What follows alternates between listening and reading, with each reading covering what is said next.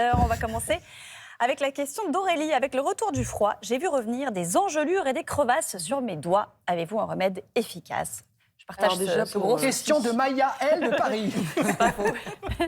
Ça vous arrive d'avoir J'ai des petits crevasses, problèmes de c'est crevasses terrible. C'est terrible. Bon, alors on va déjà parler des crevasses, du coup. Les crevasses sont des petites plaies qui apparaissent au niveau des mains, notamment à cause du froid et parce que la peau est très sèche et très épaissie. Donc pour les crevasses, c'est très simple. Déjà, protéger les petites plaies par un pansement pour que la peau se ramollisse et que ça cicatrise mieux. Bien sûr, crème hydratante, le réflexe. Et petite astuce pour le soir, justement, mettre une bonne quantité de crème hydratante et utiliser des gants. En fait, pour dormir avec les gants et que la crème pénètre bien. Ah oui, Voilà. les gants, les chaussettes et puis... Les engelures, Ça fait contraceptif en même temps. Pas de bébé, il n'y a rien. Juste un tout petit mot sur les engelures, parce que c'est un petit peu différent. Ah oui.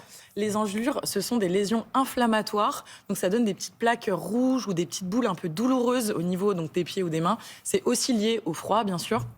Par contre, ça se traite différemment avec des pommades à la vitamine A ou des pommades corticoïdes, donc sur ordonnance, prescrites par le médecin. Est-ce que les soupes, rien à voir, hein. Il y a plein de questions, tous azimuts. Est-ce que les soupes toutes prêtes au rayon frais ont les mêmes bienfaits nutritionnels que les soupes faites maison? C'est Nadjet qui habite à Colmar qui vous pose la question, Marine.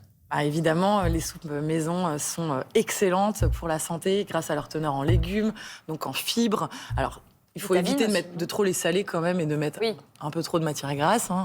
C'est bon, mais ça peut être un petit excès. Alors, bien sûr, on favorise les soupes maison. Par contre, les soupes qu'on peut trouver au rayon frais, donc souvent ces soupes en bouteille, sont quand même intéressantes nutritionnellement parlant. Elles ont moins d'additifs, elles sont moins salées, une bonne teneur en fibres que celles en briques. Donc, si on peut se le permettre, on choisit celle en bouteille. Quelques petits conseils pour bien choisir votre soupe. Si jamais, vraiment, vous n'avez pas les moyens de vous offrir des soupes en bouteille et vous choisissez des soupes en briques, vérifiez la teneur en légumes. 50% de teneur en légumes, intéressant. Une quantité de fibres quand même au niveau du petit tableau nutritionnel derrière.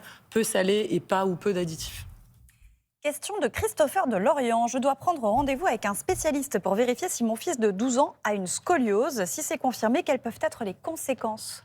Alors déjà, la scoliose, c'est une anomalie structurelle du rachis, de la colonne, qui en fait se tord, se déforme un peu comme un escalier en colimaçon.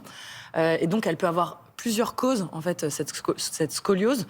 Mais dans la plupart du temps, c'est quelque chose finalement de banal, qui survient juste par un problème de croissance.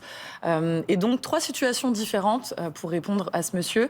Si la scoliose est légère, on va simplement surveiller pendant la croissance. Et elle peut ne pas avoir de conséquences, même pas de douleur. Par contre, si la scoliose est assez importante, on va pouvoir conseiller le port d'un corset associé à de la kinésithérapie. Et donc la scoliose peut se stabiliser, voire s'améliorer.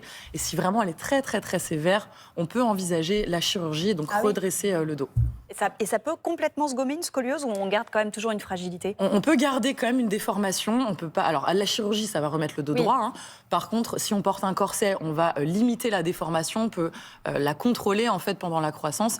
Et c'est pas grave en fait d'avoir une petite scoliose même pendant toute sa vie. Je souffre régulièrement de la perlèche. Ça aussi, d'ailleurs, après le reflux, la perlèche. Comment m'en débarrasser? Je ne connais pas le mot perlèche. Alors, on va vous éclairer, Damien. C'est grave, la perlèche? Ah non, c'est pas grave du tout. La perlèche, ce sont en fait les petites lésions que vous avez parfois, comme on voit sur la photo, au coin des lèvres. Donc ça survient principalement en hiver. Ça fait très mal, effectivement, parce qu'à chaque fois qu'on ouvre la bouche, ça craque. La plaie se réouvre. Donc la perlèche, en fait, c'est une petite infection bactérienne ou mycosique, donc un champignon, qui va se traiter par des pommades adaptées, donc antibactériennes ou antimycosiques. Et surtout, il faut essayer d'éviter le réflexe qu'on a tous, d'humidifier les lèvres avec la langue.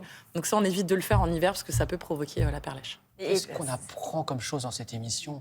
C'est dingue. Et c'est dur de s'en débarrasser, particulièrement chez les enfants.